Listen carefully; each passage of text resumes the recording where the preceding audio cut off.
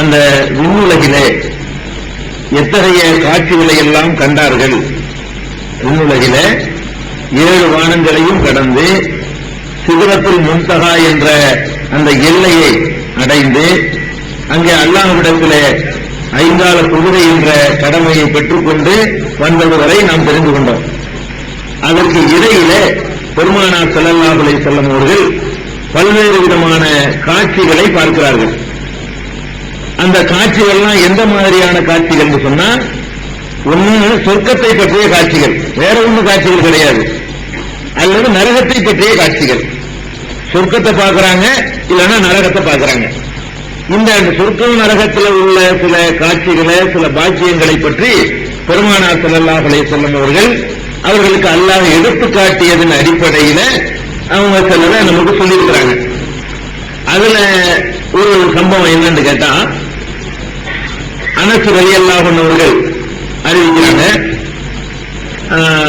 நான் சிதறத்துல் முன்தகா என்ற இடத்தை அடைந்தவுடனே சொர்க்கத்திற்குள் அழைத்து செல்லப்பட்டேன். சிதறத்துல் முன்தகாங்கிற அந்த எண்ணம் இருக்குல்ல, அதை அடைஞ்சவுடனே சொர்க்கத்திற்கு நான் அழைத்து செல்லப்பட்டேன். அங்கே சொர்க்கத்தில் ஒரு நதி ஓடிக்கொண்டிருக்கிறது. சொர்க்கத்தில் ஒரு நதி ஓடு, அதுல உள்ள மண்ணெல்லாம் கஸ்தூரியாக திகழ்ந்திருக்கிறது. இது என்ன என்று நான் கேட்டேன். இதுதான் கௌசர் என்று அல்லாஹ் உங்களுக்காக, உங்கள் உம்மத்திற்காக தரவிருக்கின்ற அந்த நதி, அந்த வாக்கியம் என்று ஜிப்ரீல் அலைஹிஸ்ஸலாத்து வஸ்ஸலாம் அவர்கள் விளக்கம் அளிப்பதாக ரசூல் ஸல்லல்லாஹு அலைஹி வஸல்லம் சொல்றாங்க. அப்ப அந்த சொர்க்கத்துல எதை பார்க்கறாங்கன்னா, ஹவுலுல் கௌசர் என்று ஒரு தடாகம் இருக்கிறது. அந்த தடாகத்துல தண்ணீரை அருந்தியவர்களுக்கு மஹ்ஷர்ல அந்த கேள்வி கணக்கு நடக்கக்கூடிய நேரத்தில் அந்த தண்ணீரை அருந்தியவர்களுக்கு தாகமே ஏற்படாது என்று சொல்றாங்க இல்லையா. அந்த ஹவுலுல் கௌசர் என்ற நதியையும் ரசூல் ஸல்லல்லாஹு அலைஹி வஸல்லம் பார்த்திருக்கிறாங்க. அது அவங்க அங்க கண்ட ஒரு காட்சி. இரண்டாவது, சொர்க்கத்தையே எப்படி பார்க்கிறாங்கன்னு கேட்டா, இப்ப ஒரு தரை இருக்கும்ல, இதெல்லாம் தரை இருக்கும்ல, தரப்பகுதி. இந்த தரை நமக்கு மண்ணா இருக்குது. சொர்க்கத்தை பொறுத்த வரைக்கும் அந்த தரை பகுதி கஸ்தூரியாக, மிஸ்டாக அமைந்திருந்தது. சொர்க்கமே அப்படித்தான் இருந்துச்சு அப்படின்னு சொல்லி ரசூல் ஸல்லல்லாஹு அலைஹி வஸல்லம் சொன்னதாக ஸஹீஹுல் புகாரியில இன்னொரு ஹதீஸ் இடம்பெற்றிருக்கிறது. இப்படி பெருமானார் ஸல்லல்லாஹு அலைஹி வஸல்லம் அவர்கள் சொர்க்கத்தில் உள்ள சில காட்சியை பார்க்கிறாங்க. புகாரியில இடம்பெற்றிருக்கக்கூடிய இன்னொரு ஹதீஸ்ல பாருங்க, நான் சொர்க்கத்தை எட்டி பார்த்து அங்கே பெரும்பாலானவர்கள் சொர்க்கத்தில் இருக்கிறதுல நிறைய ஆட்கள் யாருன்னு கேட்டா ஏழைகளாகத்தான் தென்பட்டார்கள். நரகத்தில் நான் எட்டி பார்த்தேன், அங்கே பெரும்பாலானவர்கள் பெண்களாக இருந்தார்கள் என்று பெருமானார் ஸல்லல்லாஹு அலைஹி வஸல்லம் சொன்னதாக ஸஹீஹுல் புகாரியில இம்ரான் பின் ஹுசைன் ரலியல்லாஹு அன்ஹு அவர்கள் அறிவிக்கிற ஹதீஸில் இடம்பெறுது. அப்ப சொர்க்கத்தையும் பார்க்கிறாங்க, அந்த சொர்க்கத்தில் இருக்கிற ஆட்களையும் பார்க்கிறாங்க. சொர்க்கத்தில் இருக்கிற ஆட்களை பார்க்கறாங்கன்னு எப்படி பார்க்கறாங்க? இந்த உலகத்துல ஏழைகளா இருந்தாங்கல்ல, இவங்களதான் நிறைய பேர் சொர்க்கத்தை போயிருக்கிறாங்க. செல்வந்தர்கள்ல கொஞ்சம் பேர் தான் போயிருக்கிறாங்க. செல்வந்தர்களா இருந்தவர்கள், ஏழைகளா இருந்தவர்கள் கொஞ்சம் அதிகமான பேர் சொர்க்கத்துக்கு போயிருக்கிறாங்க.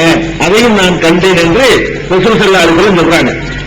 ஏன் இப்படி சொல்றாங்கன்னா, செல்வம் என்பது ஒரு மனிதனை இறை நினைவு விட்டும் அப்புறப்படுத்தும். நம்ம அனுபவத்திறமை ஒரு மனுஷன் நீங்க பார்க்கலாம். ஒரு மனிதன் எடுத்துக்கொள்ளுங்கள், அவனுக்கு 2 நிலைமை இருக்குமானால், ஒரு கட்டத்தில் ஏழையாகவும் ஒரு கட்டத்தில் செல்வந்தனாகவும் இருக்கக்கூடிய நிலைமையில் ஒரு மனிதன் இருப்பானே ஆனால் நீங்க அவன்கிட்ட 2 வித்தியாசம் அழகா பார்க்கலாம். சோத்துக்கு இல்லாம சம்பளத்துக்கு இருக்கிறவங்களையும் கரெக்டா பள்ளியாசலுக்கு வருவான், நிறைய தொழில்தான் இருப்பான். திடீர்னு அவன் வாழ்க்கை டெவலப் ஆகும். அப்படியே வாரத்துக்கு ஒருக்கா வருவான், அப்புறமேல அப்படியே 2 வாரத்துக்கு ஒருக்கா வருவான், அப்புறம் கொஞ்சம் நாளாக பெருநாளைக்கு மட்டும் வருவான். அதே மனுஷன் தான். அதே மனிதன் ஏழ்மையா இருக்கக்கூடிய நேரத்தில் அல்லாண்டு கூட பணம் கேட்கிறாங்க. ஆசிரத்துக்காக அல்லாட்டு வரல, எதுக்கு வந்திருக்கிறான், இப்படி துவா செஞ்சு அல்ல காசு தருவான்னு வந்திருக்கான். துன்யாவுக்காக வேண்டியும் வந்தவன். அப்ப நம்மளே பார்க்கிறோம், செல்வந்தனை ஏழைன்னு இருக்கிறத வேணாம். ஒரு மனுஷனே ஏழையாவும் செல்வந்தனாக இருந்தான்னா அவனை பார்த்து நம்ம தெரிஞ்சுக்கலாம். அதே மாதிரி செல்வந்தனா இருந்து ஏழைய பண்ணி இருக்குங்க. செல்வந்தனா இருந்து எல்லாம் மறந்துருப்பான், ஒண்ணும் இல்லாம வாழ்க்கை முடிச்சு போயிருப்பான். அப்படி அழகா தாடியை வச்சுக்கிட்டு பள்ளிவாசல போய் திரும்பிட்டு வந்துடுவார். அப்படி நீங்க பாக்குறீங்க. அது ஏழையா இருந்து செல்வந்தனா போனோட நீங்க பாக்குறீங்க. செல்வந்தன் ஆகுறதுக்கு முன்னாடி அழகான முறையில ஒரு வழிபாடு மற்ற வணக்க வழிபாடுலாம் கரெக்டா இருப்பான். இன்னொரு பணக்காரனோட மறந்திருப்பான். பணக்காரனா இருந்து ஏழையா மாறினவன் இருப்பான். அவனையும் நீங்க பாருங்க. இது 100% நாங்கள் இல்ல, 90% இருக்கு. நான் சொல்ல மாதிரி 90% பேர் வந்து செல்வந்தர்களா இருந்து ஏழையா மாறினாங்கன்னா அவங்க வாழ்க்கையில் தனியா வித்தியாசம் தெரியும். செல்வந்தனா இருக்கும்போது அந்த பணம் வந்து எங்க வேண்டாலும் கொண்டு போய் பணம் பாதாள வரைக்கும் பாயுங்கிறாங்கல்ல. ஏன்னா வந்தா மனிதன் கெட்டு போவதற்குரிய சாதனங்கள் எல்லாம் காசு கொடுத்தா தான் கிடைக்கும். சாதாரணமா தண்ணி அடிக்கணும்னா அது காசு வேணும். வேற மாதிரி தப்பான வழிக்கு போறாங்க, அது காசு வேணும். ஒரு ஏழைக்கு எவ்வளவு முடியாதுல்ல. ஒரு ஏழைக்கு ஒரு நாளைக்கு 50 ரூபாய் சம்பாதிக்கிறவன் வந்து தண்ணி அடிக்கிறதுக்கு 100 ரூபாய்க்கு செலவழிக்க முடியும். ஒரு நாளைக்கு 50 ரூபாய் சம்பாதிக்கிறவன் வந்து ஒரு தப்பான முறையில வந்து விசாரத்துக்கு போறதுக்கு 200 ரூபாய் 300 ரூபாய் 1000 ரூபாய்க்கு செலவழிக்க முடியும். இது பணக்காரனுக்கு வந்து ஒரு 10 காசு மாதிரி. அப்ப வந்து செல்வம் இருக்கிற பாருங்க, அது மனிதனை கெடுக்கிறதுக்கான வாய்ப்பு அதிகமா இருக்கிறதுனால செல்வந்தர்கள் வந்து கொஞ்சம் கஷ்டம் தேர்வது. ஒழுங்கா இருந்துட்டாங்கன்னு தெரிவிக்குவாங்க. சதவீதத்தில் இருக்கிறீங்கன்னா ஒரு 100 ஏழை 100 பணக்காரன் இருந்த 100 மொத்தத்துல ஒரு 100 ஏழை எடுத்துக்கிட்டீங்கன்னா ஒரு 50-60 பேர் கொஞ்சம் நல்லா ஒரு நல்லவனா இருப்பான். 100 செல்வந்தர்கள் எடுத்துக்கிட்டீங்கன்னா ஒரு 10-15 பேர் தான் தருவாங்க. அதுல நல்லவங்களா நடக்கக்கூடியவங்க. ரசூல் ஸல்லல்லாஹு அலைஹி வஸல்லம் அப்படித்தான் சொன்னாங்க ஒரு காலத்துல, என்னுடைய சமுதாயத்துக்கு வந்து வறுமை வந்துருமோன்னு நான் பயப்படவே இல்லை. வறுமை வந்து கெட்டு போவாங்க நான் பயப்படவில்லை. என் சமுதாயத்தை பற்றி நான் அஞ்சுவதை எழுப்பட்டிருந்தால் எனக்கு பின்னாடி செல்வத்தின் வாசல்கள் திறக்கப்பட்டு அது அவர்களை கெடுத்து விடுமோ, அதுதான் நான் ரொம்ப பயப்படுறேன். என்னுடைய உம்மத்தினர் வந்து கெட்டு போறது வந்து செல்வம் தான் கெடுத்துருமோ என்று பயப்படுகிறேன் ரசூல் ஸல்லல்லாஹு அலைஹி வஸல்லம். ஒரு பித்னத்து உம்மத்தி அது மாறுங்கிறாங்க. ஒவ்வொரு சமுதாயத்துக்கும் ஒரு பித்னா சோதனை இருக்கிறது. என்னுடைய சமுதாயத்தினுடைய சோதனை வந்து அல் மால், செல்வம், பொருளாதாரம் என்று பெருமானார் ஸல்லல்லாஹு அலைஹி வஸல்லம் சொல்றாங்க. அப்ப பணக்காரங்களா இருந்தா நரகத்துக்கு போகணும்னு விளங்கிடக்கூடாது. நல்ல செல்வம் பெறுவது கரெக்டா போயிடுவாங்க. மற்ற ஏழைகளை விட நல்ல அந்தஸ்துல போவாங்க. அதை நீங்க விளைவிக்கணும். செல்வந்தர்களாக இருந்து அவங்க நல்லவங்களா நடந்துட்டாங்கன்னு சொன்னா சதவீதத்துலதான் அதிகம். அவங்களோட தரஜாவில கிடையாது. பணக்காரர் ஒருத்தர் நல்லவராக இருந்து ஏழை ஒருத்தர் நல்லவராக இருந்தாரையானால் அந்தஸ்தில் பணக்காரர் தான் கூட. நல்லா விளைவிக்கணும். அந்த 2 பேரை நீங்க ஒரு ஏழையான ஒரு நல்லவர், ஒரு பணக்கார நல்லவர், இந்த 2 பேர்ல யாருக்கு அல்லாஹ்விடத்துல அதிக அந்தஸ்து கிடைக்கும்னா பணக்காரர் தான் கிடைக்கும். பணக்காரரா இருந்து நல்லவரா இருக்காருல்ல அவரு, ஏழையா இருந்து நல்லவரா இருக்கிறது. இதே வச்சு நான் சொல்றேன். ஹதீஸ வச்சு ரசூல் ஸல்லல்லாஹு அலைஹி வஸல்லம் சஹாபாக்கள், ஏழை சஹாபாக்கள் வர்றாங்க. அல்லாஹ்வுடைய தூதரே, நாங்க வந்து நோன்பு வைக்கிறோம், செல்வந்தர்களும் நோன்பு வச்சிருக்காங்க, நாங்களும் தொழுகிறோம், செல்வந்தர்களும் தொழுகிறாங்க. ஆனா வந்து இந்த தர்மம் செய்யறதுக்கு பாருங்க, நாங்க சும்மா உட்கார்ந்து இருக்கிறோம், அவங்க தர்மம் செஞ்சு எங்களை முந்திடுறாங்களே. தொழுகையில நாங்க அவங்களோட போட்டி போட முடியுது, நோன்புல நாங்க போட்டி போட்டு ஓரளவு ஈக்குவலா நடந்துக்கிறோம். ஆனா வந்து தர்ம செய்யறதுல, கொடுக்கறதுல, வாரி வாரி வழங்குறதுல, நல்ல பணிக்கு செலவு செய்யறதுல பணக்காரங்க எங்களை செஞ்சிடறாங்களே அப்படின்னு சொல்லி ஏழை சஹாபாக்கள் வந்து முறையிடுறாங்க. அப்ப ரசூல் ஸல்லல்லாஹு அலைஹி வஸல்லம் சொல்றாங்க, அப்படியா, அவர்களை மிஞ்சுவதற்கு நான் ஒன்றை சொல்லித் தருகிறேன் அப்படின்னு சொல்லிட்டு சொல்லிக் கொடுக்குறாங்க. என்ன சொல்லிக் கொடுக்குறாங்க? ஒவ்வொரு கடமையான தொழுகைக்கு பிறகு 33 தடவை சுப்ஹானல்லாஹ் சொல்லுங்க, 33 தடவை அல்ஹம்துலில்லாஹ் சொல்லுங்க, 34 தடவை அல்லாஹ் அக்பர் சொல்லுங்க. இதை நீங்கள் சொல்லிவிட்டீர்களேயானால் அவர்களை நீங்க மிஞ்சி விடுவீர்கள். பணத்தை செலவழிப்பதனால அவங்க அடைகிறாங்கள நன்மை, அதை தாண்டி இவ்வளவு கிடைக்கும். உங்களுக்கு போட்டியில உங்களுக்கு நிக்க முடியாது அப்படின்னு சொல்லிக் கொடுக்குறாங்க. அடுத்த நாள் விளையாடுறாங்க. அல்லாஹ்வுடைய தூதரே, அதையும் அதாவது தெரிஞ்சுக்கிட்டு செய்ய ஆரம்பிச்சுட்டாங்க. நீங்க சொல்லி தெரிஞ்சுக்கல, அதுவும் பணக்காரர்கள் தெரிஞ்சு வச்சு அவங்க அதையும் செய்ய ஆரம்பிச்சுட்டாங்க. அப்படின்னு அது அல்லாஹ்வுடைய கிஃப்ட், வாலிக்கு ஃபல்லுல்லாஹ், அது அல்லாஹ்வா கொடுக்கிற அருட்கொட, அவன் நாடியவர்களுக்கு கொடுப்பான், அவ்வளவுதான் அவர் செய்ய முடியும் அப்படின்ட்டாங்க. அப்ப என்ன விளங்குது? ஒரு செல்வந்தர் நல்லவராக இருப்பாரையானால் அவர் வாரி வாரி வழங்குதல் என்ற வகையில் ஏழையோட கூடுதலாக அவர் செய்வார். ஒரு ஏழை நல்லவராக இருப்பாரையானால் அவர்களுக்கு தான் நல்லவராக இருப்பார். அவர் போய் யாருக்கு எதுவும் கொடுத்து ஒரு கடனத்திற்கு உதவ முடியாது, ஒரு வைத்தியத்துக்கு உதவ முடியாது, ஒரு கல்யாணத்துக்கு உதவ முடியாது, ஒரு எழுதவே முடியாது. அப்ப இவருக்கு முடியாது என்று அவருக்கு முடிகிறதுனால எதுக்கு சொல்லணும்னா பணக்காரங்க மட்டும் விளங்கிடக்கூடாது, ஹதீஸை வச்சு நீங்க அப்படி விளங்கிடக்கூடாது. ஹதீஸ்ல என்ன வருதுன்னா நம் சதவிகிதத்தில் வித்தியாசம் இருக்கும். அதாவது செல்வந்தர்கள் நல்லவங்களாகட்டாங்கன்னா ஏழை முடிஞ்சிருவாங்க, அதான் யதார்த்தமான நிலைமை. ஆனா நம்பரை எடுத்துக்கிட்டீங்கன்னா இப்படி தேர்றவங்க எத்தனை தேர்வாங்க? ரொம்ப கம்மி. செல்வந்தர்கள் நல்லவங்களா தேர்வது ரொம்ப கம்மி, ஏழைகள் நல்லவர்களாக இருப்பது ரொம்ப அதிகம். ஏன்னா செல்வம் என்பது மனிதனை கெடுப்பதற்குரிய காரணிகள் அது ஒன்று அமைஞ்சிருக்கு. அதான் அந்த ஹதீஸுடைய அர்த்தம். அப்ப நான் எட்டி பார்க்கிறேன், அதுல சொர்க்கத்துல பார்த்தா ஏழை அதிகமா இருக்கிறாங்க. ஏன்னா ஏழையை கெடுக்கிறதுக்கான வாய்ப்புகள் குறைவா இருக்கு. அதனால ஒரு ஏழை ஒரு 1000 ஒரு 50 1000 ஒரு 500 பேர் சொர்க்கத்துக்கு வந்தாங்கன்னா உங்க கணக்கு நானா சொல்றது, அதிகம் இல்லை, புரிஞ்சுக்கிறதுக்காக ஒரு 1500 பேர் சொர்க்கத்துக்கு வந்தாங்கன்னா பணக்காரன் 1000 ஒரு 50 பேர் வருவான். அந்த அளவுக்கு அவனை கெடுக்கக்கூடிய அம்சங்கள் இருக்குது. அப்படிங்கிறதுனால அதை சொல்லிடுறாங்க. நரகத்தை போய் பார்க்கிறாங்க.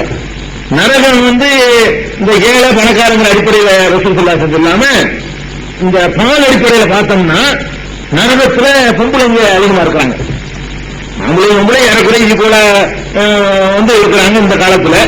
அப்படி கூட குறைய போனா கூட சதவீதத்தை தாண்டி நரகத்தில் இருக்கக்கூடாதுல. பெண்களை போய் பார்த்தோம்னா ஆண்களை விட ரொம்ப அதிகமாக நரகத்துல நான் பார்க்கிறேங்கிறாங்க. இதெல்லாம் எடுத்துக்காட்டப்படுறது ஞாபகம் வச்சுக்கணும். இன்னும் யாரும் நரகத்துக்கு போகல, சொர்க்கத்துக்கு உத்தரம் போகல. நீங்க ஜட்ஜ்மெண்ட் பண்ண பிறகுதான் சொர்க்கத்துக்கும் நரகத்துக்கும் மனிதர்கள் போக இருக்கிறாங்க. இது அல்லாஹ் அப்படி எடுத்துக்காட்டணும். அப்படிலாம் இருக்கிற மாதிரி அந்த காட்சியில என்ன செய்யலாம், எப்படி புராத் நதியை அங்க எடுத்துக்காட்டினானோ, நைல் நதியை எடுத்துக்காட்டினானோ, இங்க இருக்கிற மூசா நதியை அங்கேயும் அல்ல எடுத்துக்காட்டினானோ, இங்க பார்த்த ஆலமலை பார்த்து அங்கேயும் அல்ல எடுத்துக்காட்டினானோ, அதே மாதிரி அங்க இருக்கக்கூடிய அந்த நரக சொர்க்கத்தினுடைய காட்சிகளையும் அல்லாஹ் எடுத்துக்காட்டணும். இப்படித்தான் இருக்கும். நாளைக்கு நரகத்துக்கு ஆட்களை அனுப்பும் போது இந்த மாதிரி தாப்பா இருக்கும் நல்லா காட்டுறான். அதுல பொம்பளைங்க ரொம்ப ஆம்பளை கம்மியா இருக்கு நரகத்துல அப்படின்னு சொல்லி ரசூல் ஸல்லல்லாஹு அலைஹி வஸல்லம் சொல்றாங்க. இது புகாரில இருக்குது. இன்னொரு ஹதீஸ்ல பொம்பளைங்க சும்மா விடல, இது பொம்பளைகள்ட்டே ரசூல் ஸல்லல்லாஹு அலைஹி வஸல்லம் ஒரு டைம்ல சொல்றாங்க. இது அந்த காட்சியான பார்த்தோம்ட்டாங்க. இன்னொரு டைம்ல ஒரு பெருநாள் தினம் ரசூல் ஸல்லல்லாஹு அலைஹி வஸல்லம் உரை நிகழ்த்துறாங்க. பெருநாளை குத்பா இருக்குல்ல, உரை நிகழ்த்துறாங்க. கூட்டம் அதிகமா இருந்ததுனால பெண்களுக்கு விளங்கல. இந்த மாதிரி மைக்கெல்லாம் கிடையாதுல, பெண்களுக்கு விளங்கவில்லை என்று தெரிந்தவுடனே உரையெல்லாம் முடிச்சுட்டு பெண்கள் பகுதி கிட்டவை நின்று கொண்டு அங்க ஒரு உரை நிகழ்த்துறாங்க. 2 குத்பா, ஆம்பளைக்கு விளங்குது பொம்பளைக்கு விளங்கல் என்றவுடனே பெண்கள் பகுதிக்கு அவர்களுக்கும் உரை நிகழ்த்தினார்கள். அந்த உரையில தானம் செய்வது, தர்மம் செய்வது, வாரி வழங்குவது இவர்களை எல்லாம் பற்றி சொன்னார்கள். சொல்லும் போது சொன்னாங்க, தர்மத்தை கொண்டு நீங்கள் நரகத்தில் தப்பித்துக் கொள்ளுங்கள். ஏன்னா நரகத்துல பெண்கள் தான் அதிகமாக நான் பார்த்தேன். இன்னொரு சொல்றாங்க, நரகத்துல பொம்பளைங்க நிறைய பார்க்கிறேன். நரகத்துக்கு போகாம தடுக்கக்கூடிய கேடயத்துல தர்மம் ஒண்ணு வாரி வாரி வழங்குறது பாருங்க, அது நரகத்துக்கு போவதை விட்டு மனுஷனை தடுக்கும் அப்படிங்கிறாங்க.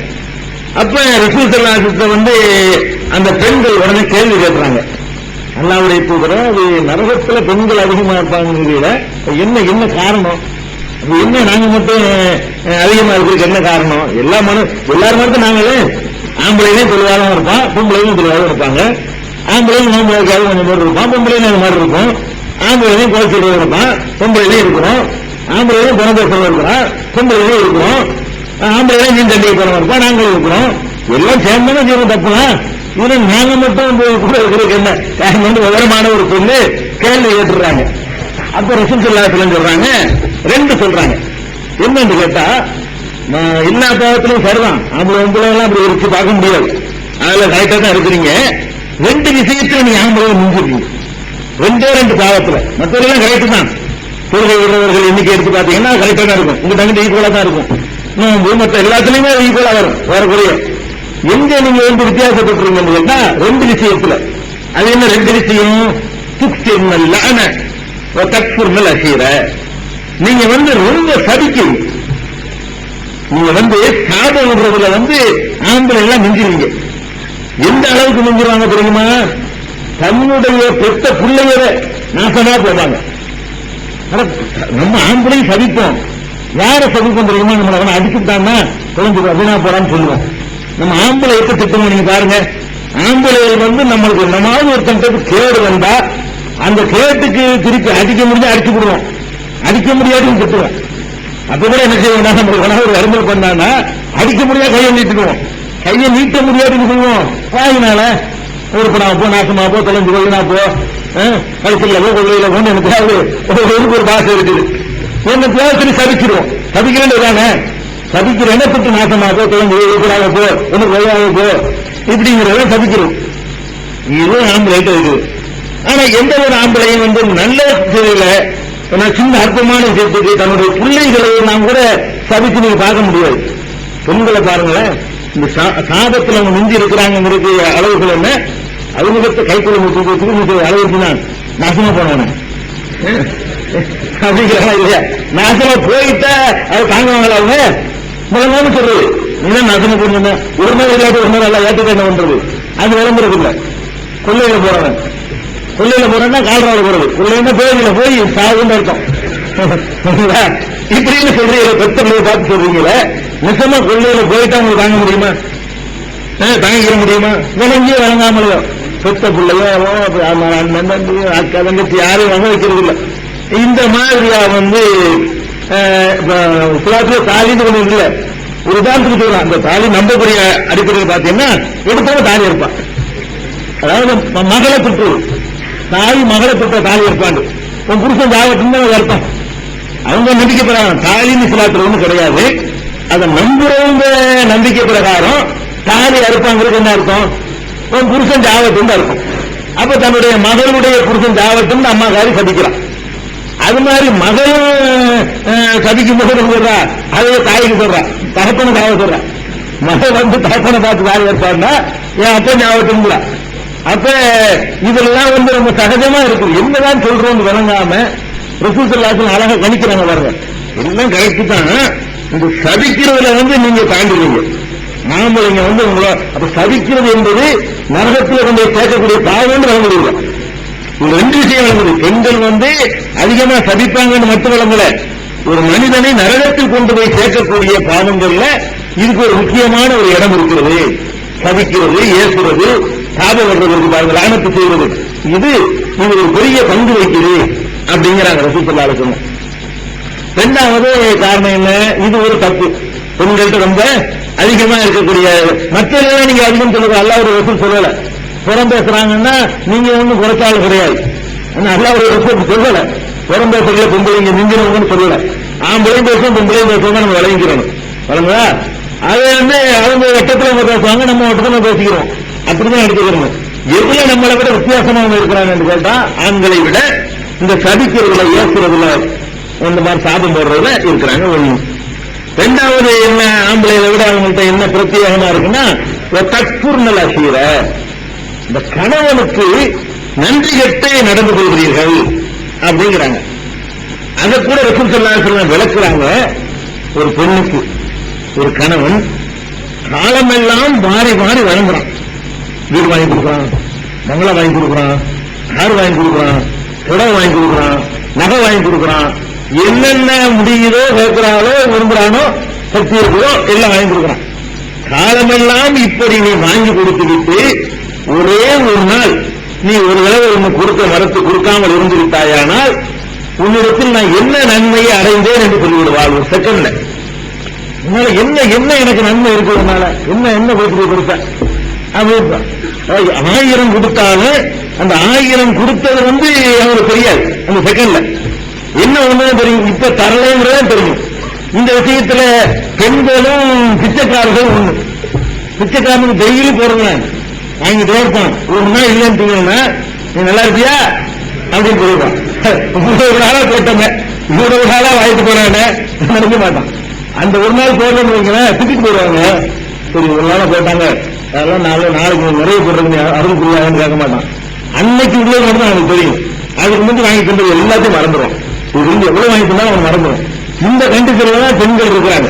எவ்வளவுதான் செஞ்சாலும் சரி கணவன் இருந்து எவ்வளவு நன்மை. ஏன்னா இஸ்லாமிய சமுதாயத்தில் அல்ல அப்படி ஒரு பெரிய கிஃப்டே கொடுத்துருக்கான், வேற எந்த சமுதாயத்துக்கு இல்லாம. வேற வேற சமுதாயங்கள் எல்லாம் இது இஸ்லாம் ஒரு உண்மையான மார்க்கம். இது ஒரு பெரிய ப்ரூஃப்.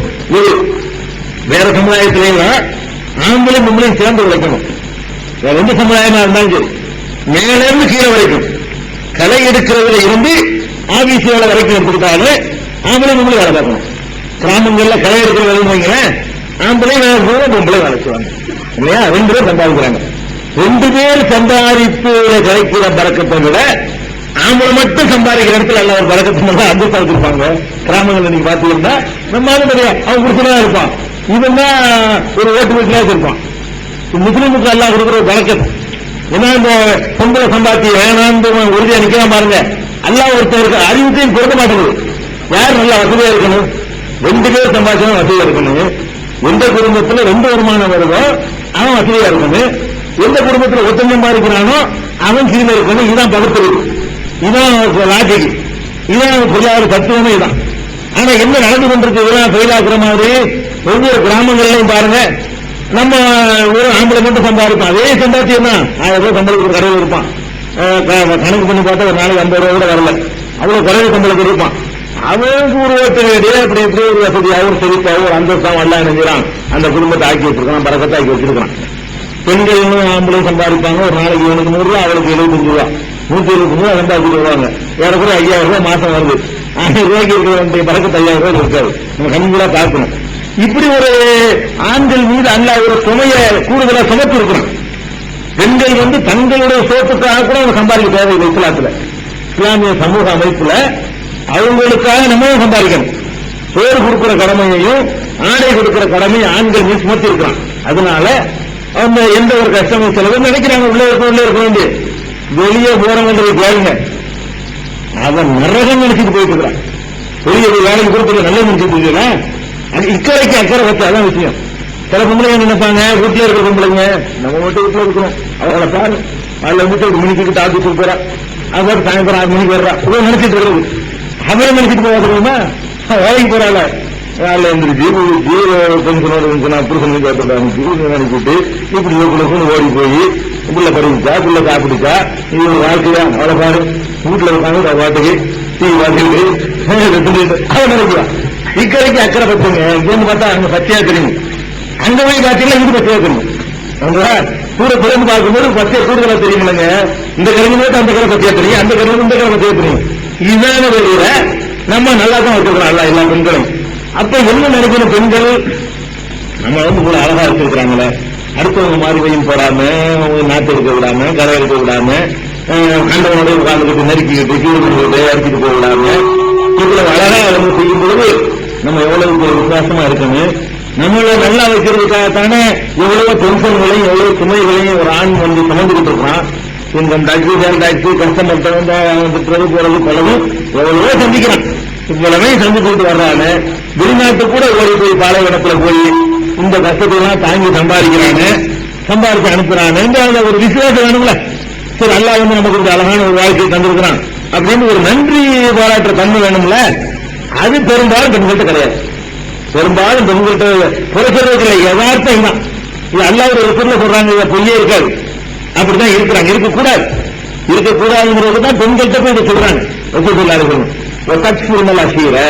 நீங்க கணவன்மார்களுக்கு ரொம்ப நன்றி கட்டத்தனமா நடக்கிறீங்க, அதனால தவிர்த்துக்கிறீங்க, நரகத்துக்கு ரொம்ப பொருள்தான் காரணம்ங்கிறாங்க.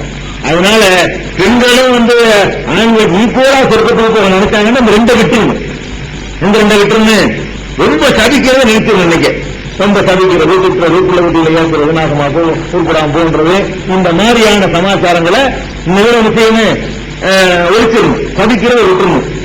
2வது இந்த நன்றி கெட்ட போக்கு இருக்குல்ல, செஞ்சதான் நினைச்சு பார்க்கறத தவிர ஒரு நேரத்தில் செய்ய முடியாம பெருசா எடுத்துக்க கூடாது. எத்தனை சூழ்நிலைகள் இருக்கும், ஒரு நேரம் செய்ய முடியாம போயிடும், செய்ய முடியாம கூட எடுத்துவிடக்கூடாது. அப்ப இது என்ன இருக்குன்னா அப்படி சொன்ன தப்பா நீங்க வழங்கிடக்கூடாது இருக்காது. அப்ப நரகத்தில் ரசூல் ஸல்லல்லாஹு அலைஹி வஸல்லம் அதிகமாக பெண்களை பார்த்தேன்னு சொல்வதற்கு இது ஒரு காரணம். அப்ப ஏழைகளை அதிகமா பார்க்கிறாங்க சொர்க்கத்துல, நரகத்துல பெண்களை அதிகமா பார்த்தேன்னு சொல்லி சொல்றாங்க. இதுவும் சஹீஹ் புகாரியில 993வது ஹதீஸ்ல இந்த அம்சம் எல்லாம் வருது. அதே மாதிரி அதே மேராஜிலேயே அதே சொர்க்கத்தை ரசூல் ஸல்லல்லாஹு அலைஹி வஸல்லம் பார்க்கும் பொழுது அங்க ஒரு அதிசயமான ஒரு ஓசையை கேட்கிறாங்க. என்ன ஓசை கேட்டா, ஒவ்வொருத்தரும் நடக்கிற மெத்தட் இருக்குல்ல, சில ஆளுக்கு வந்தாங்கன்னா அந்த தேய்ச்சி நடக்கிறதுக்கு நேரம் வராது சொல்லி கொடுவோம். சில ஆளுக்கே சும்மா காலத்துக்கு வச்சு 10 மாதம் நடப்பாங்க. சில ஆளுக்கு அந்த சரட்டும் பேசிட்டு வர்றவங்களுக்கு வர்றது இவர் தான் கண்டுபிடிச்சுக்கலாம். அப்படி சில பேர் நடப்பாங்க போல இருக்குது.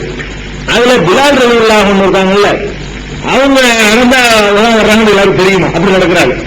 எல்லாம் நாட்டு சாட்டமான உடம்பு, எவ்வளவு அடி எல்லாம் தாங்கி ஒரு அது மாதிரியான ஒரு உடம்பு எல்லாம் கொடுத்துருக்கான். அவர் நடந்தாருன்னா தனியா நினைச்சீங்க கண்ணு முறையிட்டு தெரியல, பிலால் வர்ற மாதிரி தெரியுது, அதுதான் நடப்பாருன்னு ஏதோ ஒரு கண்டுபிடிக்கிறது ஒரு மெத்தட் இருந்திருக்கு, அவருக்கு தனித்தன்மை என்னமோ இருந்திருக்கு. அப்ப ரசூல் ஸல்லல்லாஹு அலைஹி சொல்றாங்க, நான் சொர்க்கத்தை எனக்கு காட்டும் பொழுது அங்கே உன்னுடைய செருப்போசையை நான் கேட்டேன். பிலால்கிட்ட சொல்றாங்க, பிலாலை கூப்பிட்டு சொல்றாங்க, பிலால சொர்க்கத்தை நீங்க நடந்துகிட்டே போனா எப்படி சத்தம் கேட்கும்? நீ நினைப்பீங்க அதுக்கு ஒரு சத்தம் இருக்குல்ல, அந்த சத்தம் கேட்கணும். என்ன தெரியல எனக்கு, என்ன காரணம் அப்படின்னு சொல்லி ரசூல் ஸல்லல்லாஹு அலைஹி வஸல்லம் ஆச்சரியப்பட்டு சொல்றாங்க. அப்ப அவர்கிட்ட கேட்கவும் செய்யறாங்க, நீ விசேஷமா செய்யறதாவது நல்ல அமல் என்ன? எதனால நான் போகும்போது நீ செருப்போசை நடக்கிற மாதிரி எல்லாம் எனக்கு காட்டணும் அப்படின்னு கேட்கிறாங்க. கேட்ட உடனே அவர் என்ன சொல்றாருன்னா, நான் எப்போதெல்லாம் ஒளி செய்வேணும் அப்போதெல்லாம் 2 ரக்காத் தொழுது விடுவேன். அதான் என்கிட்ட உள்ள மற்றவங்க செய்யாத ஒரு தன்மை என்னன்னு கேட்டா, ஒளி செய்யும் போதெல்லாம் 2 ரக்காத் தொழுதுவிடும். ஒளிவுக்குன்னு சொல்லி வர்றதுக்கு அந்த அது தனி, அந்த கடமைகள் தனி. அது போக ஒளி செய்யும் போதெல்லாம் 2 ரக்காத் நான் தொழுது விடுவேன் அப்படிங்கிறாங்க. அப்ப அதுதான் இந்த அந்தஸ்து காரணங்கிறாங்க. இதையும் நீங்க விளங்கிக்கலாம். பிலால் இங்கேயான இருக்காரு, அங்க எல்லாம் காட்டுறாங்கல்ல ஊர போனப்ப, ஆமா நானா சொல்லலையான இவருக்கே தெரியாது. இவருடைய காலடி ஓசையை ரசூலுல்லாஹ் கேட்கிறாங்களே, அது யாருக்கு தெரியாது? பிலாலுக்கு தெரியாது, ரசூலுல்லாஹ் சொல்லிதான் தெரியும். இங்க இருக்கிற பிலால் அங்க நடக்கிற மாதிரி ரசூலுல்லாஹ் பார்க்கிறாங்கன்னா எடுத்து காட்டப்படுறது ஆதாரம். அதாவது மூசாவை பார்த்தாலும் மூசாவே பார்த்தாலும் விளங்கிடக்கூடாது. அதுக்குதான் அந்த பிலாலே ஒரு விளங்கி போட்டு, பிலால் இங்கே இருக்கிறாரு, பிலாலுடைய செருப்பு ஓசையை அங்க கேட்கிறாங்க. பிலாலுடைய செருப்பு ஓசையை கேட்கறது அவருக்கு தெரியல. ஆமா நீ வருமா நாம நடந்துட்டு சொன்னார் அவரு. பிலால்கிட்ட ரசூலுல்லாஹ் சொன்ன உடனே செருப்பு ஓசையை கேட்டேன், ஆமா நான் தான் அங்க நடந்துகிட்டு இருந்தேன் அப்படின்னு சொன்னார் அவரு. அவருக்கே தெரியாது. அப்படியா என்னுடைய கேட்டீங்களான்னு அவர் ஆச்சரியமா தான் அவர் தெரிஞ்சுக்கிறார். அப்ப பிலால் செருப்பு ஓசை அங்க இல்லை, பிலால் போகல, அவர் அங்க நடக்கவும் இல்லை. நாளைக்கு அவர் சொர்க்கத்தில் இருப்பார் என்பதை அல்லாஹ் காட்டுறான். செருப்பு ஓசையை காட்டி அல்லாஹ் என்ன செய்தி கொடுக்கிறான்? பிலால் என்பவர் நாளைக்கு சொர்க்கத்தில் நுழையக்கூடியவரில் அவர் ஒருத்தர். அது அல்லாஹ் இதன் மூலம் காட்டுறான். அவ்வளவுதான். சொர்க்கவாசிங்கிறத காட்டுறதுக்கு இந்த செருப்போசைய அல்லாஹ் காட்டினானே கூட இவரை கொண்டு அங்க நடக்க விடல. ரசூலுல்லாஹ்வுக்கு முன்பு அவர் போய் நடந்துட்டு இருக்கல. அப்ப அப்படி ஒரு காட்சி எல்லாமே எடுத்து காட்டப்படுவது ஒரு ஆதாரம். அதாவது நீங்க உள்ள பார்த்தாங்கன்னு விளங்கிடக்கூடாது. பல சமாச்சாரங்களை அல்லாஹ் நினைச்சான்னு சொன்னா அப்படி எடுத்து காட்டுவான். என்னத்தை எடுத்து காட்டுவான்? உங்களை என்னைய கூட எடுத்து காட்ட முடியும். அன்னைக்கு இன்னைக்கு பிறக்கக்கூடிய நம்மளை கூட அல்லாஹ் நினைச்சிருந்தான்னு சொன்னா என்னைய கூட ரசூலுல்லாஹ் முன்னாடி எடுத்து காட்டிருக்க முடியும். எடுத்து காட்டல, அதுக்கு எந்த ஆதாரங்களை சொல்ற நினைச்சு இருந்தால் இந்த 1400 வருஷத்துக்கு பிந்தி வரக்கூடிய நம்மளை கூட எடுத்து இந்த மாதிரி ஒருத்தர் வருவார்னு எடுத்துக்காட்ட நினைச்சு இருந்தால் அல்லாஹ்வுக்கு முடியும். நம்ம பிறக்கலையே நம்ம எப்படி எடுத்துக்காட்ட முடியும்? முடியாது, நமக்கு முடியாது. படைச்ச இறைவனுக்கு என்ன செய்யும்? அது முடியும். அப்படிங்கிறத நம்ம விளங்கிக்கணும். அதே மாதிரி இது ரசூல் ஸல்லல்லாஹு அலைஹி வஸல்லம் சொர்க்கத்தில் கண்ட காட்சிகள். இது போக இன்னொரு சில காட்சிகள் இருக்குது. இந்த காட்சிகள் சொர்க்கத்தை பற்றி வந்துட்டதுனால ரசூல் ஸல்லல்லாஹு அலைஹி வஸல்லத்துக்கு இந்த சொர்க்க நரகத்தை மேராஜில் அல்லாஹ் காட்டிய மாதிரி வேற முறையிலே அல்லாஹ் காட்டியிருக்கிறான். மேராஜெல்லாம் நீங்க பார்த்தா நினைச்சுக்க கூடாது. ஏன்னா இந்த மேராஜுக்கு போயிட்டு வேறுக்கு மேல நிறைய பேர் குழப்பி வச்சுட்டு இருக்கிறாங்க. அங்க ஏமாம் நபிமார்கள்லாம் ஹயாத்தோடு சுத்திட்டு இருக்கிறாங்க. அவங்களுக்கு நோக்கே கிடையாது. அவங்க எங்க வேணாலும் நினைச்சதுக்குலாம் போவாங்க. அங்கேயும் இருப்பாங்க, இங்கேயும் இருப்பாங்க. இப்படி எல்லாம் இந்த இப்ராஹிம் அலைஹிஸ்ஸலாத்தை பார்த்தது, மூசா நபியை பார்த்ததை எல்லாம் தவறா புரிஞ்சு வச்சிருக்கிறாங்க. அல்லாஹ் ரப்பல் ஆலமீன் எப்படியெல்லாம் ரசூல் ஸல்லல்லாஹு அலைஹி வஸல்லம் காட்டி இருக்கிறான் என்பதற்கு இன்னும் சிலதை சொர்க்க நரகத்தினுடைய இன்னும் சில காட்சிகளை நீங்க பார்த்துக்கிட்டீங்கன்னா அப்ப இதெல்லாம் எடுத்துக்காட்டப்பட்டதுதான் என்பது உங்களுக்கு விளைவிக்கணும்.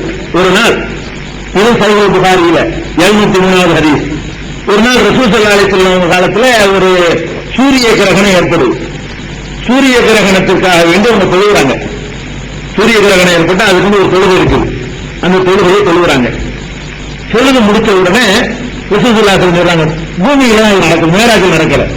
தொழுகை முடிச்ச உடனே சொல்றாங்க, எனக்கு சொர்க்கம் எனக்கு கிட்டத்தில் இருந்தது. பூமியில மதீனாவுல சூரிய கிரகணம் ஏற்பட்டு அந்த சூரிய கிரகணம் ஏற்பட்ட முடிஞ்சவன தொழுது நடத்துறாங்க. தொழுது முடிச்சவன சலாம் எடுத்தவன மக்கள்கிட்ட சொல்றாங்க, பக்கத்து தனக்கு மின்னியல் ஜன்னா, எனக்கு சொர்க்கம் கிட்டத்துல தெரிந்தது. எவ்வளவு கிட்டத்துல தெரிந்தது என்று சொன்னால், அங்க இருக்கிற ஒரு பழக்குலையை, பழங்கள் இருக்குல்ல மரங்கள், அதுல இருந்து ஒரு பழக்குலையை நான் பறிக்க நினைத்தால் பறித்து விடுவேன். அவ்வளவு கிட்டத்துல இந்த கிட்டக்கு காட்டுறாங்க. கை கட்டும் தூரத்தில் நம்ம சொல்லுவோம்ல, நம்ம பாஷையில சொல்றாங்க கை கட்டின தூரத்தில் அது இருந்தது அவங்க அப்படி சொல்றாங்க. அதில் உள்ள ஒரு குலையை நான் பறிக்க நினைத்தால் பறித்து விட முடியும் என்ற அளவுக்கு எனக்கு அருகிய சொர்க்கத்தை நான் பார்த்தேன். எங்க பாக்குறாங்க? மேராஜ்ல பார்த்தாங்க, இங்கேயும் பார்த்திருக்கிறாங்க. அப்ப இங்கே சொர்க்கம் இருந்துச்சு, மதினால சொர்க்கமா? மதினாவோட சொர்க்கத்தை பார்த்தாங்க இல்லைங்க, மதினால சொர்க்கமாக இல்ல. அந்த சொர்க்கத்தை அல்லாஹ் நினைச்சால் மதினாவை எடுத்து காட்டுவோம். அங்க போய்தான் காட்டணும் இல்ல, எடுத்துக்காட்டுதான் என்பதை புரிஞ்சுக்கிறதுக்காக வேண்டி நான் இந்த சம்பவத்தை சொல்றேன். அது மதீனாவில இருந்து தொழுகிறாங்க, தொழுது முடிக்கிறாங்க. முடிச்ச உடனே இதோ கை கட்டும் தூரத்துல நான் சொர்க்கத்தை பார்த்தேன். ஒரு கொலையை பறிக்க நினைச்சா கூட எனக்கு பறிக்க முடியும். அவ்வளவு கிட்டத்துல பறிக்க முடியும் இல்ல, அவ்வளவு கிட்டத்துல இப்படி காட்டணும். அப்படி தெரியுது பக்கத்துல தொழுது முடிச்சவனு அல்லாவுடைய ரசூலுல்லாஹ் காட்டுவாங்க, எப்படின்னு காட்டுவாங்க. அப்புறம் நரகமும் எனக்கு அருகே தென்பட்டது. அடுத்த செகண்ட் சொர்க்கத்தை பார்த்துட்டேன்னா டக்குனு நரகம் கிட்டத்தில் இருக்குது. எந்த அளவுக்கு நரகம் கிட்டத்தில் இருக்குன்னா, நானும் அவர்கள் நரகவாசிகளோட ஒரு ஆளும் நினைக்கிற அளவுக்கு கிட்ட இருக்கு. அதான் நான் நரகத்தில் கடந்தா எவ்வளவு கிட்ட இருக்கு, அந்த மாதிரி அவ்வளவு நிறுவனங்கிறாங்க. நரகத்தில் காட்டப்படுதுன்னு ஆளுக்கெல்லாம் நிற்பாங்கல்ல, அவர்கள் நானும் இருக்கிறோம்னு சொல்ற அளவுக்கு கிட்ட எனக்கு அவங்களுக்கு கை கட்டுறதுதான் இருக்குது. அதனால நானும் அதுல ஒரு ஆளும் நினைக்கிற அளவுக்கு எனக்கு கிட்ட இருக்கு.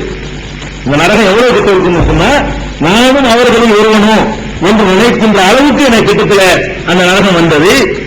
அங்கே அது சொல்லிட்டு சொல்றாங்க, அதுல இருந்து ஒரு காட்சியை கூட நான் சொல்ல முடியும். அங்க நான் காட்சியை கண்டேன். ஒரு பெண்மணி, அந்த பெண்மணியை ஒரு பூனை பிராண்டி கொண்டு இருக்கிறது. ஒரு பெண்மணியை பார்க்கிறாங்க நரகத்தை பார்க்கிறாங்க. ஒரு பெண்மணியையும் பார்க்கிறேன். அந்த பெண்மணியை பூனை என்ன செய்து அப்படி பிராண்டி கொண்டே இருக்கிறது. என்ன விஷயம் என்று நான் கேட்கிறேன். கேட்டவுடனே, இந்த பூனையை இவள் வளர்த்தால் இதுக்கு உணவு கொடுக்காமல் தண்ணீர் கொடுக்காமல் சாகுற வரைக்கும் கட்டி போட்டிருந்தால், அதை அவிழ்த்து விட்டிருந்தாலும் பரவாயில்லை, கடைசியில செத்து போயிடுச்சு, அதுக்கு எல்லாம் கொடுக்கிற தண்டனை இது என்று எனக்கு சொல்லப்பட்டுச்சு. ஒரு பூனையை அநியாயமா சாகரிக்கிறதுனால அதுக்கு கூட அவர் தண்டனை பெறாள். அந்த காட்சியை நான் பார்த்தேங்கிறாங்க. இன்னும் மேராஜ்ல பார்க்கல. அந்த பொம்பளை இன்னமும் மதீனாவுல நரகம் இருந்துச்சா? நரகத்தை ரசிக்க எங்க பாக்குறாங்க? சொர்க்கத்தையும் இந்த கை கட்டுற பொறுத்தெல்லாம் பார்த்தாங்க. நரகமும் கை கட்டுற பொறுத்தெல்லாம் இருக்குது. அப்ப கை கட்டுற பொறுத்துல நரகத்தையும் சொர்க்கத்தையும் பார்க்கிறாங்க. அந்த நரகத்துல இந்த பொம்பளை கிடக்கிற காட்சியும் பார்க்கிறாங்க. ஏன் அவருக்கு அப்படி ஒரு தண்டனை கிடைக்குதுங்கிறதையும் பார்க்கிறாங்க. எதுக்கு எல்லாம் காட்டுறான்னு கேட்டா, அதுல நமக்கு ஒரு பாடம் படிப்பினைக்கு தான். இதுக்கு இந்த மாதிரி காட்சியை நல்லா காட்டுறான். இந்த மாதிரி பாவங்களை நீங்க செஞ்சா நீங்கள் அது மாதிரி இருப்பீங்க இந்த உண்மத்துக்கு சொல்றதுக்காக நல்லா காட்டணும். வேற காட்டி கொடுக்கறதுல வேற என்ன அர்த்தம் இருக்குல்ல? இப்ப பொம்பளை நடந்து கஷ்டப்படுறத காட்டுறது இன்னும் நன்மை இருக்கு, ஒரு நன்மை இல்லை. நம்ம வாயில்லா ஜீவன்களை பேச முடியாத ஜீவன்களை வளர்த்தோம்னு சொன்னா ஒழுங்கா வளர்க்க அனுமதி இருக்குது. வளர்த்தத அரசுல கண்டிக்கல. வளர்த்தா ஒழுங்கா சோறு கொடுத்து, சோறுனா சோறு இல்லை, அதுக்கு சோறு இல்லாத பிராணி வாங்கி சோத்தை தீட்டி விட்டு காலி பண்ணிடக்கூடாது. உணவு வளர்க்கிறதா இருந்தால் உணவு கொடுக்கணும். அதுக்கு என்ன தேவையோ அதை கொடுக்கணும். அதெல்லாம் கொடுக்க முடியாது, அதை கொடுக்கணும். இதுதான் நம்மளுடைய கடமை. அது கிளியா இருக்கலாம், பூனையா இருக்கலாம், எதோ வேண்டாம் இருக்கலாம். வளர்க்கிறத ஒழுங்கா வளர்க்கணும். இல்லைன்னா அதுவும் அல்லாஹ்விடத்தில் ஒரு குற்றமாக கருதப்பட்டு அது நரகத்தில் கொண்டு சேர்க்கிற ஒரு பாவமாக ஆகிவிடும் என்று மக்களுக்கு சொல்வதற்காக வேண்டி அந்த முன்காலத்தில் ஒரு பொம்பளை செஞ்சதை எல்லாம் எடுத்துக்காட்டி இந்த மாதிரி நான் பண்றேன்னு காட்டுறேன். இப்படி சொர்க்கத்தில் காட்டின மாதிரி, அதாவது இங்கிருந்து கூட்டிக்கிட்டு போய் சொர்க்கத்தை எடுத்து காட்டின மாதிரி, 7 வானத்துக்கு மேல கொண்டு போய் காட்டின மாதிரி இங்க பூமியில வைத்துக் கொண்டு கூட எல்லாம் என்ன அந்த காட்சிகளை யார் யாருக்கு என்னென்ன மாதிரி தண்டனை என்பதை பல சந்தர்ப்பங்கள்ல எல்லாம் காட்டியிருக்கலாம். மேராஜ்லாம் காட்டினா விளைவிக்க கூடாது. மேராஜ்லையும் காட்டினா சில காட்சிகளை இந்த உலகத்தில் வச்சும் எல்லாம் காட்டியிருக்கலாம். அப்ப எல்லாம் காட்டுவதுன்னு விளைக்கணும். எல்லாமே இங்கே இருக்குன்னு விளைஞ்சிடக்கூடாது. அது ஒரு பாயிண்ட். அதே மாதிரி இன்னொரு சம்பவத்தை பாருங்க. ரசூல் ஸல்லல்லாஹு அலைஹி வஸல்லம் ஒரு நாள், இந்த ஹதீஸ் பெரிய ஹதீஸ், இதுல நீ விளைக்கிறோம் எப்படிலாம் நல்லா காட்டுறாண்டு. சில நேரத்தில் வந்து கனவுகள் மூலமா காட்டுவான். நபிமார்களுடைய கனவுகள் வந்து வஹி, நம்ம கனவுகள் வந்து வஹி கிடையாது. நம்ம கனவுல கண்டுதான் செஞ்சிடக்கூடாது. கனவுங்கிறது இருக்குல்ல, சைத்தானுடைய ஊசலாட்டம் அதிகமா இருக்கும் நம்முடைய கனவுகள்ல எல்லாம். ஒன்னு ரெண்டு உண்மையான செய்திகளும் இருக்கும் கனவுகள்ல. ரசூலுல்லாஹி அப்படி சொல்றாங்க, நல்ல கனவுகளும் இருக்கின்றன. நல்ல கனவுகள் என்பது உங்களுக்கு ஒரு நற்செய்தியை முன்கூட்டியே சொல்லக்கூடிய கனவுகளாக அமையும். மார்க்க சட்டத்திற்கு கனவுல வராது, அது தெரிஞ்சுக்கோங்க. கனவுல பார்த்துக்கிட்டு இப்படி செய்யணும்னு செய்யக்கூடாது. மார்க்க சட்டத்திட்டங்களெல்லாம் அல்லாஹ் வந்து முழுமையாக்கிட்டான். மார்க்க சட்டத்திட்டத்தை கம்ப்ளீட் பண்ணிக்கிட்டான். அதுல எந்த ஒரு ஆர்டரும் கனவுல வராது. கனவுல வரக்கூடிய எந்த ஆர்டரும் நீங்க கட்டுப்படக்கூடாது. எவ்வளவு பெரிய மகான் மாதிரி வந்து சொன்னாலும் சரி, அல்லாஹ் சொல்றேன்னு சொன்னாலும் சொல்றான். ஆனா அல்லாஹ் ரெண்டா கனவுல சொன்னா அதை வந்து கேட்கக்கூடாது. ஏன்னு கேட்டா, மனிதர்களுக்கு கனவுலையே எல்லாம் சொல்ல முடியும் இருந்தால் அல்லாஹ் ஒரு ரசூல் அனுப்பி தேவையில்லை. இருக்கு ரசூல் ஒரு ஆள் இருக்கு, அது வகி இருக்கு, அது இருக்கு, உதவி இருக்கு. அவரவர் கனவுல போய் அப்படி டக்கு கனவுல போய் இது நடந்துட்டு போயிருக்கலாமே. அப்படி செய்யக்கூடாதுங்கிறதுக்காகத்தான் கனவுங்கிறத வந்து வகைப்படுத்த முடியாத மனுஷனுக்கு. அதனால அல்லாஹ் என்ன பண்ணிட்டான்னு கேட்டா, இறை தூதர்கள் மூலமாக குர்ஆனை தந்தான். குர்ஆனுக்கு விளக்க உரையாக பெருமானார் ஸல்லல்லாஹு அலைஹி வஸல்லம் வழிகாட்டுதலை வந்திருக்கிறான். அதுதான் மார்க்கமே தவிர கனவுல வர்றது மார்க்கம் இல்லை. ஆனா கனவுல என்ன ஒரு நல்ல கனவுங்கிறது என்ன வரும்? நற்செய்திகள் தான் இருக்கும், மார்க்க சம்பந்தமா இருக்காது. அது எனக்கு நடக்கக்கூடிய, நான் ஒரு பெரிய கோடீஸ்வரனாக பிறந்து வச்சுக்கணும், அந்த கனவுல அது மாதிரியான ஒரு காட்சியெல்லாம் காட்டுவோம் முன்கூட்டி. பின்னாடி எனக்கு நடக்கிறது நல்லத, ஒரு குழந்தை பிறக்க போறது, நான் வெளிநாட்டுக்கு போக போறது, அல்லது எனக்கு ஒரு பதவி கிடைக்க போறது, அல்லது எனக்கு ஒரு செல்வம் கிடைக்க போறது, ஒரு அந்தஸ்து கிடைக்க போறது, ஏதாவது ஒண்ணு நல்லது கேட்டு நடக்க போகுதுன்னா நற்செய்திகளை முபஷ்ஷிராத்துங்கிறாங்க. அதுக்கு பேரு முபஷ்ஷிராத்துன்னு சொன்னாலேயே நற்செய்தி சொல்லக்கூடிய கனவுகள். கனவுல இப்படி ஒரு கனவு இருக்குது. இது அல்லாம எந்த ஒரு நற்செய்தியும் அவர்கள் இல்லைன்னு சொன்னா எல்லாம் ஓரல் சைத்தானுடைய வேலை. அதுதான் அகலாம். இது வந்து கனவுல வந்து சைத்தானுடைய வேலை என்ன செய்யணும், விளைவிக்கிறோம். எப்படி ஒரு மனுஷர் வந்தார் ரசூலுல்லாஹி வந்து நினைஞ்சாரு, நான் ஒரு கனவு கண்டேன். என்ன கனவு கண்டேன்? தலை இல்லாம நடக்கிற மாதிரி கனவு கண்டேன் அப்படிங்கிறாரு. அப்படியா, சைத்தான் கொண்ட விளையாண்டு இருக்கிறான். ஈஸ்வர் விளக்கெல்லாம் கிடையாதுப்பா, தலைவசம் இருக்க முடியுமா? என்ன செய்திருக்குது? என்ன கிடையாது, இது உண்மை கிடையாது. சைத்தான் கொண்ட விளையாண்டு இருக்கிறான். இந்த மாதிரி உங்களை யாராவது உங்களுக்கு பிடிக்காத வெறுக்கின்ற ஒரு கனவை நீங்கள் கண்டீர்களேயானால் எழுந்து இடது பக்கமாக துப்பிவிட்டு அந்த சைத்தானிடத்தில் வந்து பாதுகாப்பு தேடிக் கொள்ளுங்கள். அவருக்குள்ள சைத்தான இடது பக்கம் துப்பிட்டு படுத்துருங்க. அதனால எந்த காரம் உங்களுக்கு வராது, மறுபடி திரும்ப ஆகும் சொல்லி அதுக்கு ஒரு வழியை சொல்லி தர்றாங்க. இது மாதிரி பயப்படுற மாதிரி கனவுகள்லாம் வரும். யாரும் கழுத்தை பிடிச்சி வெட்டுற மாதிரி ஒரு கனவு வரும். இது மாதிரி கண்டா நினைக்கக்கூடாது, இதுக்கு தாயத்தை போட்டுக்கிட்டு அசத்துற ஓடி அதெல்லாம் செய்ய வேண்டியதில்லை. எந்திரிச்சவன் அவருக்கு வந்து இடது பக்கம் துப்பிட்டு படுத்த வேண்டியதான், அவ்வளவுதான். அதுக்கு பரிகாரம் அங்கே முடிஞ்சு போகுது. மறுபடியும் அது மாதிரி வராது. இதான் சைத்தான் இருந்து அல்லாஹ் எந்த அல்லாஹ் காட்டுறான்னு அவன்கிட்ட பாதுகாப்பு தேட வேண்டியது, எந்த சைத்தான் வர்றான்னு அவனை விட்டு பாதுகாப்பு தேட வேண்டியது. பாதுகாப்பு தேடுறவன்ட்டு தேடணும், எதுல இருந்து பாதுகாப்பு தேடணும் அதை விட்டு பாதுகாப்பு தேடணும். சைத்தான் இருந்து பாதுகாப்பு தேடிட்டோம்னா முடிஞ்சு வச்சுக்காங்க அப்படின்னு சொல்லிட்டாங்க. இதெல்லாம் நம்ம கனவுகள். நீங்க பெரும்பாலும் தர்கா குருகாக்கு போறாங்க தான் கேளுங்க, ஏன் போறீங்க? கனவுல வந்தாங்கன்னு சொல்லுவாங்க. அவுலியா வந்து கனவுல தான் வந்து சொல்லிட்டு போனாங்க. அப்படியே அந்த அவுலியாவை நீங்க முன்ன பார்த்திருக்கிறீங்களா? பார்த்தால்தான் அவுலியா கரெக்டா கண்டுபிடிக்க முடியும். இப்ப நான் என் கனவுல வந்து இவர்தான் வந்தாருன்னா நான் முன்னாடி பார்த்திருக்கணும். இது அஜ்மீர் காஜா மீன் பார்த்தேன். நீ அஜ்மீர் காஜா மீன் இப்படி கண்டுபிடிச்ச? உன் காலத்துல வாழ்ந்தவங்க பக்கத்து இருக்காங்களா? அவங்க என்ன இருந்தியா? இது சைத்தான் என்ன செய்வான், நம்மளை கெடுக்கிறதுக்காக வேண்டி நல்ல மனிதர்கள் பேரை சொன்னாதான் எடுபடுங்கிறதுக்காக வேண்டி நான் தான் அஜ்மீர் காஜா நாயகம், நான் தான் தாவலம் மீது ஏதோ நீங்க நம்புறீங்கன்னு சொல்லுவான். நான் தான் மொய்தீன் அப்துல் காதர். உங்களுக்கு யாரு மேல பக்தி இருக்கிறோம் அந்த ஆளுக்கு பேரை சொல்லி உடனே ஞாபகம் போ அப்படின்னு போயிடுவோம். கனவுல வந்ததை கட்டளை ஏற்றுக்கொண்டு என்ன செய்வோம், நம்ம ஆளுக்கு தர்காவுக்கு போறோம்னா அந்த கனவு தான் காரணம். இதுக்கு மட்டும் போயிடுறாங்கல்ல. கனவுல வந்து கையை வெட்ட மாதிரி ஒரு கனவு வந்தா கையை வெட்டுவாங்களா? நான் கேட்கிறேன். கனவுல நாகூருக்கு வர சொல்ற மாதிரி வந்தா ஓடுறாங்க. கனவுல தற்கொலை பண்ற மாதிரி கனவு கொண்டா இப்ப கடலை வந்து செத்துருவாங்களா? யாராவது செத்துருக்கீங்களா கனவு கண்டுட்டு? அது கனவுல சாமி எடுத்து சாப்பிடுற மாதிரி கனவு கொண்டா எடுத்து யாராவது சாப்பிடுவாங்க காலைல எடுத்தவங்க? அப்ப நாகூருக்கு போறது மட்டும்தான் கனவா? அப்ப கனவுல உள்ளதை கேட்கக்கூடாது மனசு சொல்லுது. இருந்தாலும் ஒரு பயந்து ஏற்பட்டுருமோ கனவுல வந்துருக்கு இந்த பயம். இதுக்குதான் அவுதுபில்லாஹி ஷைத்தான வந்தது அவுலியாலும் கிடையாது. அவுலியாவுக்கு இருக்குதா வேலை?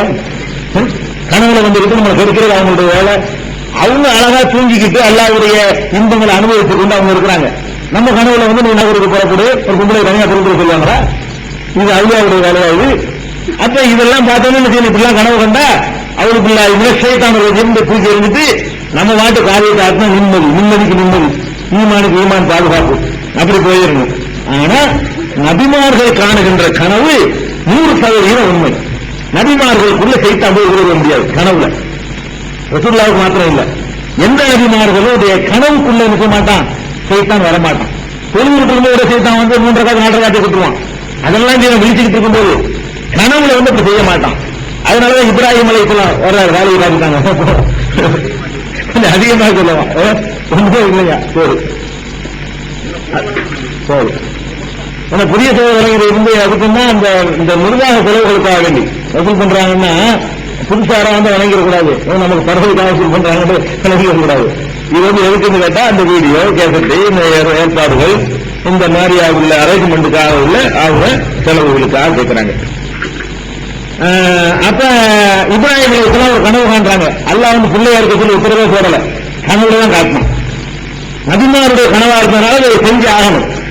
நம்ம கனவுல நம்ம பிள்ளையா இருக்கிறாங்க அறுத்தக்கூடாது. இப்ராஹிம் நபி கண்டாங்க, இன்னியாரா பில் மனாமி அன்னி அதுபகத்த சொல்லு மாதாத்தரா யா புனையே, என் அருமை மகனே, இன்னி அராசில் மனாமி, நான் கனவிலே கண்டேன், அன்னி அதுபகத்த, உன்னை நான் அறுப்பதாக நீங்க கனவு கண்டேன், சொல்லு மாதாத்தரா, நீ என்ன கருதுகிறாய் என்று இப்ராஹிம் அலைஹிஸ்ஸலாம் மகன் சொன்னாங்க.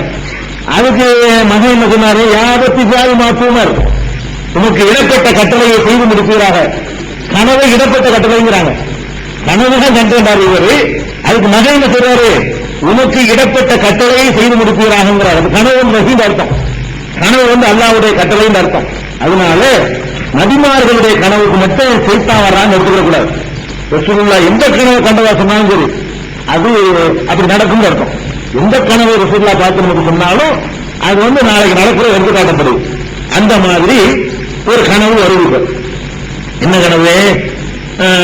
ரசூல் ஸல்லல்லாஹு அலைஹி வஸல்லம் சம்ரா பின் ஜுந்துப் ரலியல்லாஹு அன்ஹு அறிவிக்கிறாங்க, ரசூல் ஸல்லல்லாஹு அலைஹி வஸல்லம் அவர்கள் தொழுது முடித்தவுடனே எங்களை நோக்கி திரும்புவார்கள். ஒரு ரிவாயத்துல சுபுஹ் தொழுது முடித்தவுடனே, ஒரு ரிவாயத்துல தொழுது முடித்தவுடனே, இன்னொரு அறிவிப்புல வந்து சுபுஹ் தொழுது முடித்தவுடனே தொழுது மக்கள் நோக்கி திரும்பி உட்கார்ந்துருவாங்க. உட்கார்ந்துட்டு, உங்களில் நேற்றிரவு யாரேனும் கனவு கண்டீர்களா என்று கேட்பாங்களாம். தொழுது முடித்தவுடனே யாராச்சும் கனவு, ராத்திரியில சுபுஹ்னு கேட்க முடியாத, ராத்திரியில கனவுன்னு கண்டீங்களா அப்படின்னு கேட்பாங்களாம். அப்ப யாராவது கனவு கண்டதாக சொன்னால் என்ன கனவு கொஞ்சம் விளக்கி சொல்லுங்க பாங்களாம்.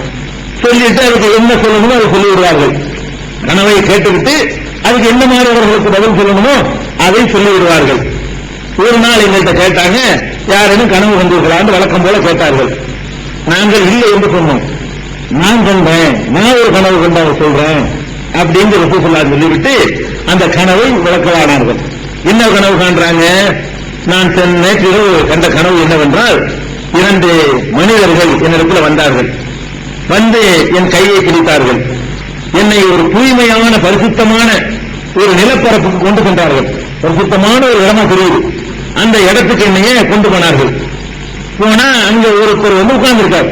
ஒரு இடத்தை கூட்டிட்டு போறாங்க, அங்க ஒருவர் உட்கார்ந்து இருக்காரு. இன்னும் ஒருத்தர் வந்து நின்றுகிட்டு இருக்கிறார். ஒருத்தர் உட்கார்ந்து இருக்காரு, ஒருத்தர் நின்றுகிட்டு இருக்காரு. நின்றுகிட்டு இருக்கிற ஆளுடைய கையில வந்து இரும்பு ஆளான ஒரு ஆயுதம் வச்சுட்டு இருக்காரு. உட்கார்ந்து இருக்கிற ஆள் கையில நிக்கிற ஆள் கையில் இருக்கு இரும்பு ஆயுதம் ஒண்ணு இருக்கு. அந்த இரும்பு ஆயுதத்தை கொண்டு இந்த கடவா பகுதியில் அந்த உதடு வாய்ப்புல வச்சு அப்படியே கிழிக்கிறாரு. கனவுல இப்படி கிழிக்கிறாரு. கிழிச்சா அது பெடர் வரைக்கும் போயிடும், பெட்டரி வரைக்கும் கிழிச்சிட்டு போகுது அப்படியே. அப்புறம் அதை எடுத்து இந்த பக்கம் போட்டு என்ன செய்யறாரு, கிழிக்கிறாரு. இந்த பக்கம் கிழிக்கும் போது இந்த பக்கம் சரியா இருக்கிறது. அல்லாஹ்வுடைய ஏற்பாடு அப்படித்தான் இருக்கும். குர்ஆன்ல அல்லாஹ் அப்படித்தான் சொல்லி காட்டுறான். அல்லாஹ் தண்டனை எப்படி கொடுப்பான்னு கேட்டா, குல்லமா நவிதைத்து ஜுலூதுஹும் பத்தல்நாஹும் ஜுலூதன் கைரஹா, நரகத்துல போடும் பொழுது அவங்களுடைய தோள்கள் கருகிவிடும். கருவிட்டு சாம்பல போயிருவானே, சாம்பல போட்டு தண்டனை முடிஞ்சிருமே, அப்படி ஆக மாட்டான் அல்லாஹ். குர்ஆன்ல அல்லாஹ் சொல்லி காட்டுறான், அவர்களுடைய தோள்கள் கருகி விடும் பொழுது புது தோல் மாற்றுவோம். அப்பதான் அந்த தண்டனை கரெக்டா அனுபவிக்க முடியும். எவ்வளவு காலத்துக்கு அனுபவிக்கணும் எல்லாம் நினைச்சிருக்கிறானோ அவ்வளவு காலத்துக்கு அனுபவிக்கணும். செத்துட்டா தண்டனை கிடையாது, சித்திரவதை தண்டனை. தண்டனையிலேயே கூடுதல் தண்டனை அது, தூக்கு தண்டனையே தண்டனை கிடையாதுங்க. சாவு விடாம கொடுக்கிற தண்டனை பாருங்க, அதான் கொடுக்கும். அது அவனு முடிஞ்சிருக்குல்ல, தூக்கு தண்டனை அப்ப செத்து அதை முடிஞ்சு அப்ப என்ன இருக்கு. அப்ப அல்லாஹ் என்ன செய்ய மாட்டான், சாவு விட மாட்டான். சாவை விடாம குள்ளமா நவிசத்து ஜுனூதும் பத்தலனாகும் ஜுனூதன் கைரக, அவர்களுடைய தோல் எல்லாம் கருகி விடும் பொழுது வேற ஒரு தோலை மாற்றுவோங்கிற. அதே மாதிரி கிழிச்சவனே முடிஞ்சிருச்சுன்னா விட்டு போக முடியாது. இங்கிட்டு கிழிக்கணும் அவருக்கு சரியா இருக்கணும். மரக்கணம் இங்கிட்டு போய் இருக்கிறாரு, இங்கிட்டு இழுத்தவன அங்க சரியா போயிருக்கு, ஆனா இங்க இருக்கிறாரு. இப்படி நடந்துட்டே இருக்கு. இந்த பக்கம் போட்டு இழுத்து இந்த வரைக்கும் கொண்டு வர்றாரு. அவன் துட்டிக்க கலவான். அந்த காட்சியெல்லாம் வரல, அவன் என்ன செய்வான் அதனால விளங்கிக்கணும். அது அந்த கனவுல வரல, சொல்லல. நம்ம என்ன விளங்கிக்கணும், அவர் இழுப்பவங்க துடிப்பா இருப்பாங்க. இழுக்கும் போது அவன் என்ன செஞ்சிருப்பான், அவன் செஞ்சிருப்பான், அவன் துடிச்சிருப்பான், கவலை இருப்பான். அப்புறம் இந்த பக்கம் வந்தவனே அது சரியாயிடும். இப்படியே நடந்துகிட்டே இருக்குது. நடந்தவுடனே இது எப்படியே போயிட்டே இருக்குது. அவரும் விடாம ஒரு செஞ்சுக்கிட்டே இருக்காரு. அப்ப நான் கேட்கிறேன், இது என்ன, யார் இவரு, என்ன என்னத்துக்கு இப்படி பண்றாங்க நான் கேட்கிறேன். அந்த மனிதருக்கும் கூட்டிட்டு போனாங்களா 2 பேரு, அவங்கள்ட்ட கேட்கிறேன்.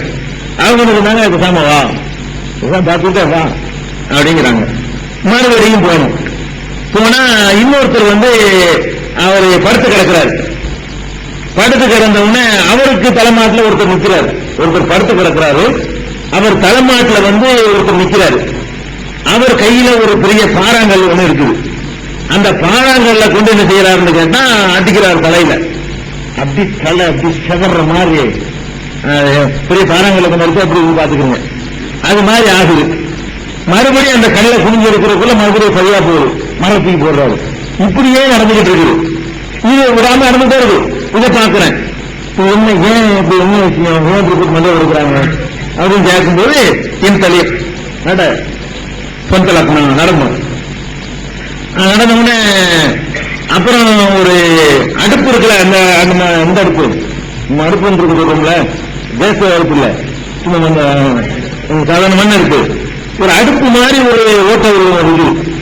அந்த இடத்துக்கு துவாரம் ஒண்ணு இருக்கு. அதுல மேல்புறம் ஒதுங்கி உள்புறம் விரிந்ததாக இருக்கிறது.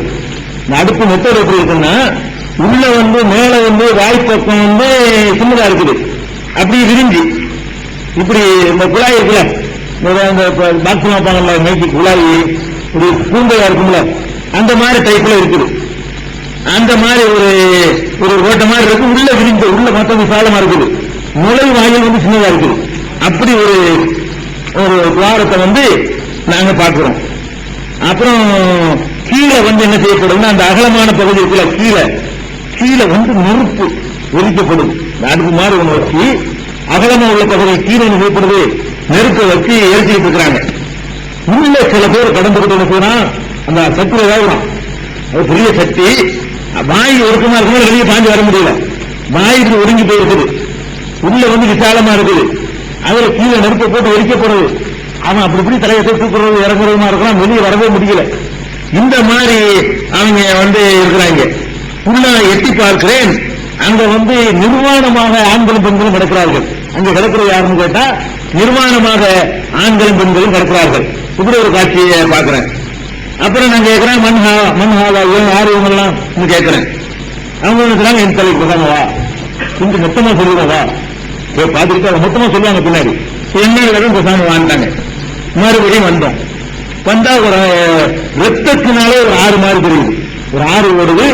ஆறுனா தண்ணி ஓடல, இதுல சிகப்பு கலரா ரத்தம் ஓடுது. அதுல அந்த ரத்த ஆழத்தினுடைய நடுவுல ஒருத்தர் நிக்கிறார். ஆறு ஓடிக்கிட்டு நடுப்பகுதியில் ஒருத்தர் நிக்கிறார். கரையோரத்தில் ஒருத்தர் நிக்கிறார். கரையோரத்தில் நிக்கிறவருடைய பக்கத்துல கொஞ்சம் கல்லெல்லாம் குவிச்சு வைக்கப்பட்டிருக்கு. இவர் கல்லை எடுத்து அந்த நடுவில் நிக்கிறார்ல, அவர் நோக்கி எரிகிறார். எரிந்தவுடனே கரையிலிருந்து அங்கிட்டு எறிகிறாங்க, இங்கிட்டு எறிகிறாங்க. இங்கிட்ட தப்பிச்சு வரணும்னு என்ன செய்யறாரு, அவரு வர்றாரு.